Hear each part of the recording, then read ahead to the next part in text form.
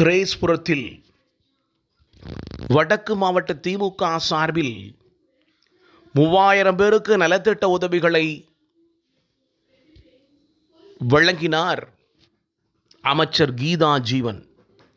இந்த நிகழ்விற்கான தொடக்க விழாவை தூத்துக்குடி பாராளுமன்ற உறுப்பினர் கனிமொழி கருணாநிதி தொடங்கி வைத்தார். நிகழ்வில் மேயர் ஜெகன் பெரியசாமி முன்னிலை வகித்தார். இதில் ஏராளமான திமுக தொண்டர்கள், நிர்வாகிகள் பலர் கலந்து கொண்டனர். உதவிகளை 2 மணி நேரமாக நின்றே வழங்கினார் சமூக நலன் மற்றும் மகளிர் உரிமைத்துறை அமைச்சரும் பெண் சிங்கம் என்று அழைக்கப்படும் பி. கீதா ஜீவன்.